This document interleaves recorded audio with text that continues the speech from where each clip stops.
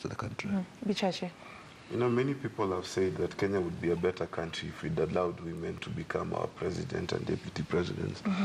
And the more I look at the greatness of our women throughout history and Kenyan history, you look at Wangari Maathai, you look at the lady who's just passed, Miss Keino, and you look at Martha Karua, you look at all these women who've gone ahead and done amazing things, then you realize that every time we lose one of them, we lose something pretty great. You know, even in Parliament, the last time we had a very vibrant conversation was when Njoki Ndung'u was passing the gender bill. So we cannot miss the steps that have been taken by women, and they've not made strides just for women. And I think that's quite it's not title enough to say that these women were heroes to women. They were heroes to our nation. What they did has impacted male and female, young and old, and they must be recognized as that they are heroes of this great land. All right, and that is when it comes to the death of Jen Keino, and our condolences here from KTN News and Morning Express team to the family and friends of the late Jen Keino. Kiano, sorry. Kiano, not Keino, Kiano. All right, now I'd like us to start with a press review, and I believe we have a copy of the Standard, the front page.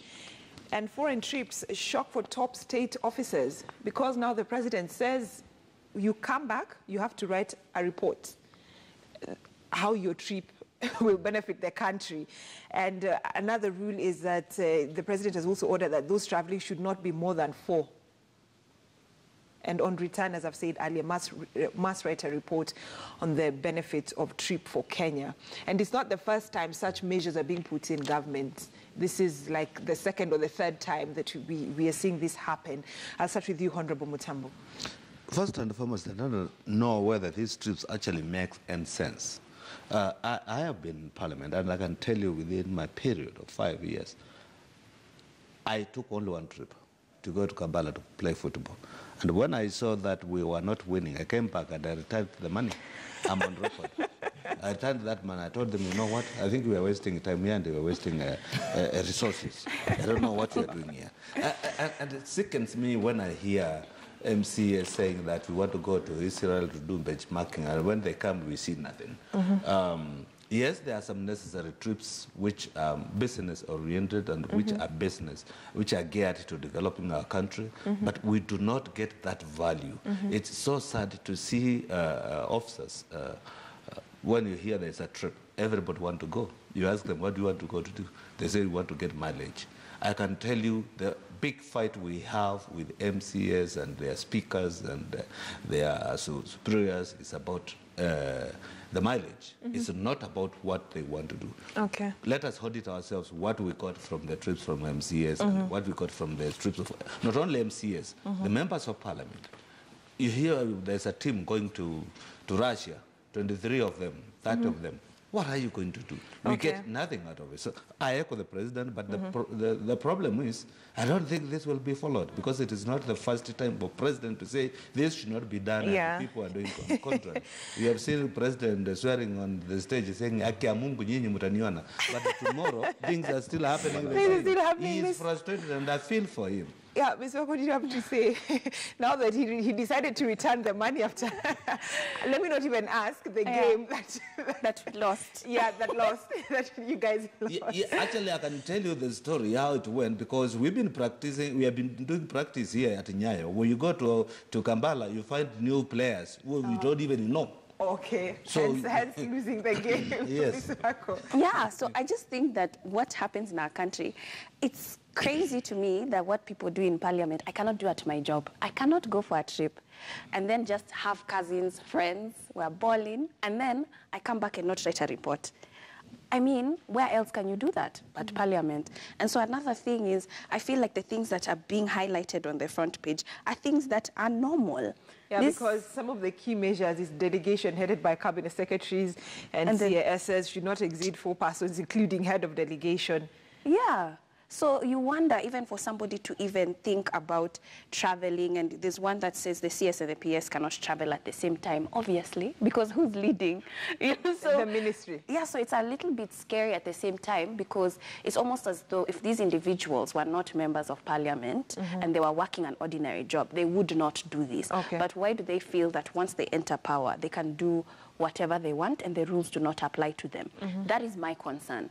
And the fact that we are repeating it, it's obviously, for them, violation is not a big deal. And violated multiple times, so nothing happens. And Mr. Bichach, you know, it's interesting because now the president is almost going to China for the Shanghai Expo. And so their PSs, their cabinet secretaries will be accompanying the president. So I wonder whether number 5 will be implemented, CSs and PSs not traveling together.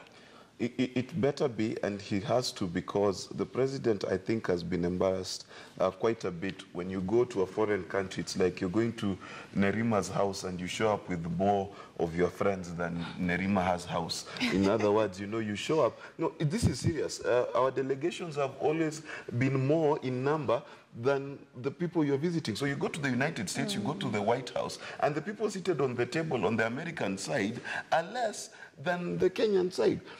And not only are they less, they also have pen and paper to write down notes, and Kenyans have this brilliant memory that captures everything, hence their ability to write a report afterwards. You know, this is the kind of lunacy that we've allowed to continue in this country for so long. It's embarrassing. But on top of that, look at what the cost is. Anyone who travels at the level of director in 1 week outside the country will have a per diem of close to 1 million shillings. 1 million shillings. Now you understand why these trips are popular. Because if I go for 5 trips, I've got 5 million shillings. And I think that is what Honorable Mutambo was talking about. People are looking for the travel allowance. It's all about the allowance. MCAs cost us about 550,000 shillings. Beatrice Elachi was impeached, and they said it on TV when they were busy trying to... because of the trips. Yeah. Now, and this is the problem. So they go to benchmark. I don't know whether they've ever been told what benchmarking is. Because if you go to get a standard, it is obvious that you must come back and tell us that the standard we found was A, B, C, D. But what they do is literally go mark benches with their bums and just sit and do nothing and come back with no report and no but now implementation. at least we will see the benefit of the report, because they're expected to write a report. And I don't know whether that report will be audited. If they have the ability to write the report, that's another thing too. You don't assume. Okay. Now, let's go to Standard Group. Not Standard Group, of course. Standard newspaper. We had Standard Group premises. Goodness. And let's go to page 4. And these queries as ESCC buys building for 1.5 billion shillings. So I'm wondering, why is ESCC buying another building, yet they already have...